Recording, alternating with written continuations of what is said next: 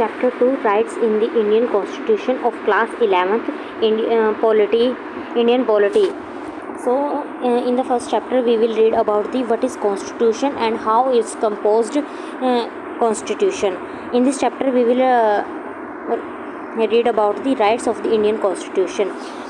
So in introduction we will say a constitution is not only the composition of the various organs of government and relation among them कि constitution सिर्फ government और उससे related institutions के organs का composition नहीं है, जबकि हमने लास्ट चैप्टर में पढ़ा था कि ये एक डॉक्यूमेंट है जो गवर्नमेंट्स की पावर्स को लिमिट करता है और इंश्योर करता है डेमोक्रेटिक सिस्टम को, जो सभी पर्सन के राइट्स को एंजॉय करने की भी अथॉरिटी देता है। इस चैप्टर में हम पढ़ेंगे फंडामेंटल राइट्स के बारे में जो हमारे इंडियन कॉन्स्टिट्यूशन में दिया हुआ है, और जो फंडामेंटल राइट्स है वो इंडियन कॉन्स्टिट्यूशन के थर्ड पार्ट में दिए हुए हैं। साथ ही साथ ये थर्ड पार्ट हमें ना सिर्फ हमारे फंडामेंटल राइट्स के बारे में बताएगा बल्कि उनकी लिमिट्स के बारे में भी बताएगा। पिछले 6 दशकों से जो स्कोप है राइट्स का, फंडामेंटल राइट्स का, वो बड़ा भी है और कम भी हुआ है। इस चैप्टर को पढ़ने के बाद हमें पता चलेगा कि what is the various fundamental rights in the constitution of India, कैसे उनको प्रोटेक्ट करते हैं, क्या रोल है जुडिशरी का इनको प्रोटेक्ट करने में और इनके राइट्स के इंटरप्ट करने में, और डिफरेंस पता लगेगा फंडामेंटल राइट्स और DPSPs में। So let's start. The importance of rights. In 1982, during the constitution work of Asian Games, the government engaged a few contractor. 1992 के टाइम जो कॉन्स्टिट्यूशन का काम था वो एशियन गेम के लिए स्टार्ट किया था, मतलब गवर्न किया था कि यानी कि जब 1982 में एशियन गेम्स हुए थे तो उन एशियन गेम्स को करने के लिए एक कॉन्स्टिट्यूशन बनाया गया था। These contractors employed a large number of very poor construction workers from different parts of the country to build the flyover and stadiums. From these workers were kept in poor working conditions and were paid less than the minimum wages decided to the government. In 1982, during the construction work for Asian Games, the government engaged a few contractor. On 1992 में 1992 में Asian games के लिए कुछ construction का काम करना था, जिसके लिए कुछ कॉन्ट्रैक्टर्स को एंगेज किया गया। This contractor employed a large number of very poor constructions workers. In contractors ने एक large number of poor construction workers को एम्प्लॉयड किया था। This workers kept in working very poor condition. In workers को बहुत ही poor working condition में रखा गया और उनको कम पैसे दिए गए as a wages. A team of social scientist studied their poor conditions. एक टीम थी सोशल साइंटिस्ट की, उन्होंने इनकी पुअर कंडीशन को स्टडी किया और पिटीशन डाली सुप्रीम कोर्ट में। उन्होंने आर्ग्यू किया कि that employing a person to work for less than minimum prescribed wage amount to beggar और forced labour which is violation of fundamental right. इन्होंने अपनी पिटीशन में डाला कि एक एम्प्लॉय को पुअर वर्किंग कंडीशन में रखना और साथ में उसके काम के अकॉर्डिंग उसे कम वेजेस पे करना, वो ये वायोलेशन है फंडामेंटल राइट्स का। कौन से फंडामेंटल राइट्स का? Under exploitation. The court accepted this plea and directed the government to ensure that thousands of workers get the prescribed wage of their work. So इस पिटीशन के बाद supreme court ने order दिया कि एक minimum wage set कर दिया जाए हर एक वर्कर के लिए, जो उनको वर्क के अकॉर्डिंग दिया जाना चाहिए।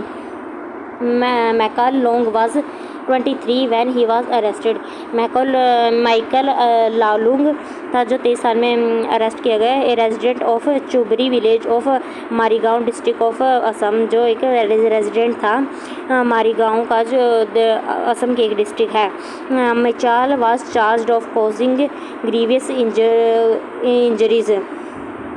He was found mentally too unstable to stand trial and was sent as a under trial to Lokpriya Gopinath Bardoloi Mental Hospital in Tezpur for treatment. जो ये माचाल था वो अनसाउंड माइंड का था, जिसकी वजह से इनसे लोकप्रिय गोपीनाथ बरदौली मेंटल हॉस्पिटल में ट्रीटमेंट के लिए भेज दिया गया। माचाल वाज ट्रीटेड सक्सेसफुली, तो उसका ट्रीटमेंट सक्सेस रहा। And doctor wrote twice to jail authority in 1967 and 1996 that he was fit to stand trial. So doctors ने लिख के दे दिया था कि अब ये मेंटली फिट है, तो ये इसको ट्रायल के लिए अब ले जा सकते हैं। But no one paid any attention, जबकि किसी ने भी इस चीज़ पे अटेंशन नहीं दिया। Michael long remain in judicial custody, जिसके कारण जो माइकल था वो जुडिशियल कस्टडी के अंदर ही रहा। माइकल रिलीज्ड इन जुलाई 2005, जो Michael released from the custody in July 2005।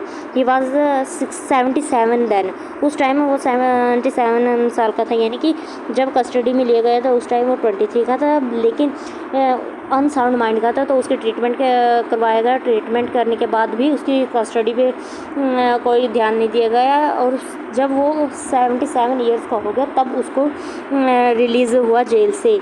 He spent 54 years in custody during his case never come up for hearing, जबकि उसका केस हियरिंग के लिए कभी गया ही नहीं।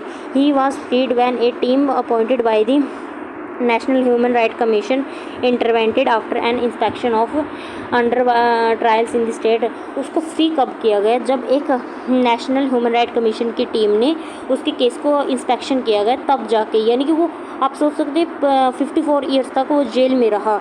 क्यों? Just because of the ignorance of their trial.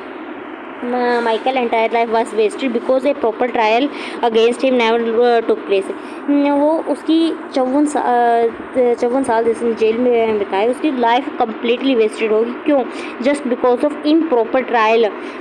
One constitution gives our constitution gives very citizen the right of life and liberty. अपना कॉन्स्टिट्यूशन है जो हर एक इंसान को, जो हमारे देश का है, उसको लाइफ और लिबर्टी का राइट देता है। This means that every citizen must also have to right to fair and speedy trial, जिसका मतलब ये है कि हर एक इंसान को राइट टू फेयर और स्पीडी ट्रायल का अधिकार है। Michael case show what happen when rights granted by the constitution are not available in practice. जो ये माइकल का केस है ये हमें बताता है कि राइट्स ग्रांट होने में और प्रैक्टिस में अवेलेबल होने में कितना फ़र्क होता है। In this case, the first instance also there was violation of rights provided in the constitution, but it was challenged in the court। इस केस में हमें फर्स्ट टाइम पता लगा कि किस प्रकार वायलेशन किया जाता है कॉन्स्टिट्यूशन का, और जब इसको चैलेंज किया गया कोर्ट में, the worker could get what was due to them in form of rightful wages। The constitution guarantee of the right against the exploitation and showed justice to workers। यानी कि हमने दो केस पढ़े। पहला case था worker वाला, जिसमें worker की पुअर कंडीशंस में उन्हें काम किया और कम वेजेस किए जाते थे। जब उनकी सुप्रीम कोर्ट में ट्रायल किया गया तो उनके राइट्स मिला मिनिमम वेजेस का, पेड का। इसमें सक्सेसफुल फंडामेंटल राइट्स के बारे में पता लगता है, जो कि सेकंड केस में माइकल वाले में इम्प्रॉपर ट्रायल की वजह से फंडामेंटल राइट्स का वायलेशन देखने को मिलता है। सो इन सब चीज़ों की अथॉरिटी कौन लेता है, कैसे होते हैं, ये इस चैप्टर्स में पढ़ेंगे हम लोग।